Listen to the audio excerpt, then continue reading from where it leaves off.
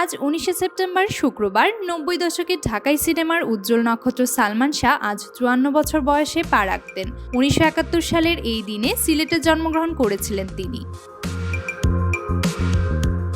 কিন্তু মাত্র ২৫ বছর বয়সে ১৯৯৬ সালের ৬ সেপ্টেম্বর হঠাৎ চলে যান সালমান শাহ। অল্প সময়ের জন্য চলচ্চিত্র জগতে এসেও তিনি রাতারাতি হয়ে যান বাংলা পর্দার স্টাইল আইকন। তার অভিনয়, ফ্যাশন ও ব্যক্তিত্ব ছিল সময়ের থেকে অনেক ধাপে গিয়ে। অনেকে মনে করেন তিনি যেন বিনোদন জগতের টাইম ট্রাভেলার। ৩ দশক আগে যেসব ফ্যাশন ও অভিনয়ের ধারা তিনি শুরু করেছিলেন তা আজকের নায়কদের মধ্যেও দেখা যায়। সালমান শাহ শুধু দর্শকদের নয়, সহকর্মীদের জন্যও ছিল অনুপ্রেরণা ও আদর্শ।